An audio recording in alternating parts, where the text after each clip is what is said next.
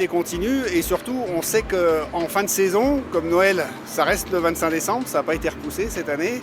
Donc on sait qu'on va être très chargé à l'automne et l'objectif c'est d'éviter le stress et les risques d'accident qu'on a régulièrement à l'automne quand l'atelier est chargé et quand on a 15 ou 20 personnes qui travaillent en même temps à l'atelier. Donc retarder le début du travail à l'atelier pour des raisons de virus, c'est bien, mais si on peut encore faire mieux, c'est-à-dire éviter les risques en prenant toutes les mesures qui vont bien et en même temps s'éviter le stress ou on va dire les risques qu'on peut avoir à l'automne, c'est encore mieux. C'est aussi le bien-être au travail à l'automne aussi.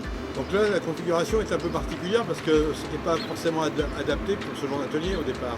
Non, pas du tout, mais en fait le système là, qui a été mis en place par nos amis de chez Techno Alpin et de EmiControl est un système qui nous permet, nous, de remplir et de pouvoir augmenter la capacité de l'atelier. Jusqu'à présent, on n'avait que 3 à 5 opérateurs parce qu'on ne voulait pas non plus qu'ils se croisent trop, qu'ils travaillent sur les mêmes postes. Donc ils ont chacun leur poste de travail pour ne pas se mélanger les outils. Si on veut monter en puissance, on va avoir plus de collaborateurs qui vont forcément travailler sur la même machine. Et l'objectif, c'est de pouvoir désinfecter les locaux régulièrement, qu'ils puissent être plusieurs à travailler sur le même lieu. Alors, cette machine, c'est un brumisateur dont l'objectif est de pouvoir diffuser la solution de désinfectant dans l'ensemble de l'atelier. Donc la machine est équipée d'une couronne de buse qui va projeter des gouttelettes très très fines et d'un ventilateur. Et donc on va créer un brouillard relativement fin avec une vitesse de dépôt qui est assez faible et ça va nous permettre d'atteindre l'ensemble des coins et des recoins tout en évitant le mouillage et le surmouillage. Donc il n'y a absolument aucun problème pour les équipements qui vont être traités dans l'atelier. La machine elle consomme 4 litres par minute, 4 litres minute d'eau dans lequel on va aller rajouter avec une pompe doseuse de l'agent désinfectant. L'agent lui-même, alors on travaille avec une entreprise italienne qui s'appelle Newtech Solution, qui s'appelle BioAct, l'agent désinfectant, et qui est un agent désinfectant qui est utilisé beaucoup dans les hôpitaux, qui est garanti respirable et ingérable par l'homme. Donc le but vraiment c'est de décontaminer sans mettre en péril les employés qui puissent continuer à travailler. On pourrait même brumiser sur des denrées alimentaires, il n'y a pas de risque. Tout à fait, grosse révision, oui. Parce que l'hiver, on répare, on va dire, le strict minimum pour que les machines puissent tourner, on va dire, 24 sur 24, quoi, à tous les postes. Et puis l'été, c'est beaucoup de préventif.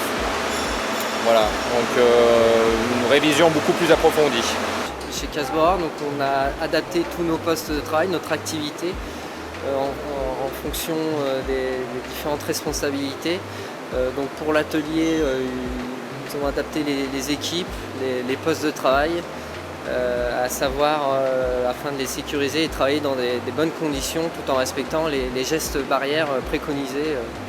Quel type de gestes barrières vous mettez en place pour une activité qui est spécifique finalement?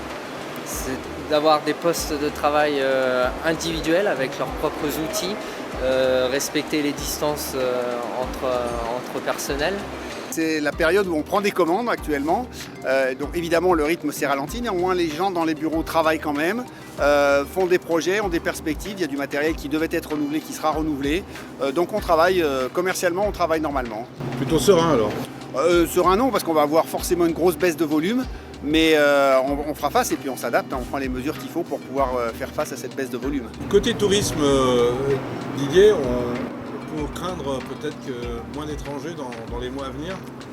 Alors on peut craindre moins d'étrangers, mais on peut aussi voir le verre à moitié plein, c'est-à-dire qu'on voit les Français partiront peut-être moins sur des destinations exotiques et resteront peut-être plus à la montagne, qui bénéficie aujourd'hui d'un certain engouement dans cette période.